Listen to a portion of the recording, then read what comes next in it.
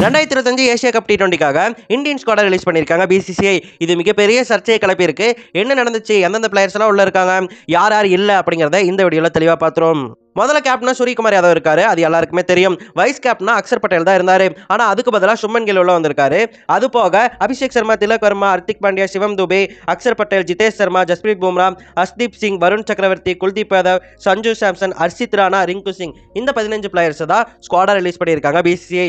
இதுல என்ன ஒரு பிரச்சனை அப்படின்னு சொல்லிட்டு கேட்டீங்கன்னா 4 விஷயம் இருக்கு. ஒன்னு சொல்றேன். ஃபர்ஸ்ட் விஷயம் சுமன் கில் இதுக்கு முன்னாடி T20 டீம்லயே கிடையாது.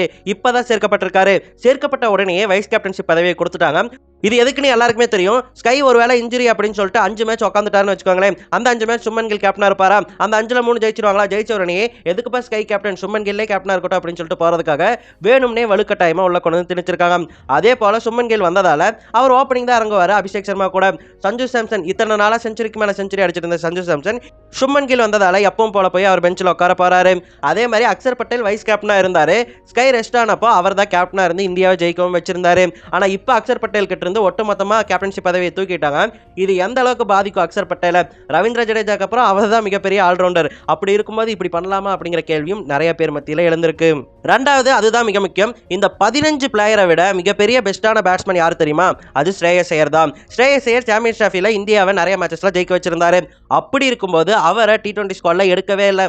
ஐபிஎல்லையும் நல்லா பர்ஃபார்மன்ஸ் பண்ணிட்டாரு. லிஸ்டே மேட்சஸ்லயும் நல்லா பர்ஃபார்மன்ஸ் பண்ணியிருக்காரு. இதுக்கு மேல அவர் என்னங்க நிரூபிக்கணும்? கேப்டன்சி மெட்டீரியலாவும் நிரூபிச்சிட்டாரு. ஐபிஎல்ல எங்க போனாலுமே அங்க ரன்னை 10 கணக்கா அடிச்சு வச்சுக்கிட்டே இருக்காரு. இப்படி இருக்கிற ஒரு ஆளை ஏன் எடுக்க மாட்டேங்கிறீங்க? கௌதம் கம்பீருக்கு என்ன ஒரு வன்மம் ஸ்ரேயஸ் ஐயர் மேல? யாருக்கு பதிலாக கொண்டு வரலாம்னு கேட்டீங்கன்னா, ஆமா, சுமன் கில் பதிலாக கொண்டு வரலாம், இல்ல ஹர்ஷித் ராணாக்கு பதிலாக கொண்டு வரலாம். சிவம் துபே, ஜிதேஷ் சர்மா, இவங்க எல்லாரை விட பெஸ்ட் பிளேயர்னா அது ஸ்ரேயஸ் ஐயர் தான். இவங்க எல்லாரும் வந்து சந்தோஷம் தான். ஆனா ஸ்ரேயஸ் ஐயர் வராதது ரொம்பவே கஷ்டம். ஏன்னா இவங்க எல்லாரை விட பெஸ்ட் பிளேயர் அவர் தான். அடுத்து ஜெய்ஸ்வால். நீங்க குறிச்சு வச்சுக்கோங்க, சச்சின், கோலி அளவுக்கு மிகப்பெரிய பிளேயரா வரக்கூடியவர் தான் ஜெய்ஸ்வால். இவங்க கில்லை எப்படி வேணா கொண்டு வரலாம். ஆனா கில்லை ஒவ்வொரு இடத்துலையும் பீட் பண்ணுவாரு ஜெய்ஸ்வால். இது ஃபியூச்சர்ல கண்டிப்பா நடக்கும். அப்படிப்பட்ட ஒரு பிளேயருமே இவங்க உள்ள சேர்க்கல.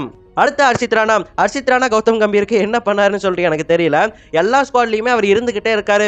அவரை விட பிரசித் கிருஷ்ணா நல்லா பவுலிங் போட்டிருக்காரு. அவரை விட முகமது சிராஜ் நல்லா பவுலிங் போட்டிருக்காரு.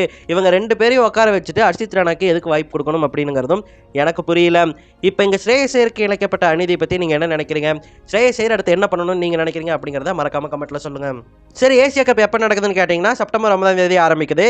இந்தியாவுடைய குரூப்ல பார்த்தீங்கன்னா 3 டீம் இருக்காங்க. இந்தியா கூட சேர்ந்து ஓமன், பாகிஸ்தான், UAE இந்த 3 டீம் இருக்காங்க. 3 டீமும் இந்தியா ஈஸியாக ஜெயிச்சிருவாங்க. இந்தியாவுக்கு இந்த டோர்னமெண்ட்ல டஃப் கொடுக்கக்கூடிய ஒரே டீம்னா ஸ்ரீலங்காவும் பங்களாதேஷும் தான். யார் ஏசியா கப் அடிக்கிறாங்க அப்படின்னு உங்களுக்கு தெரியுமோ அதை மறக்காம கமெண்ட்ல சொல்லுங்க. என்னை பொறுத்த வரைக்கும் இந்தியா ஜெயிக்கும், மிஞ்சி போனால் ஸ்ரீலங்கா ஜெயிப்பாங்க.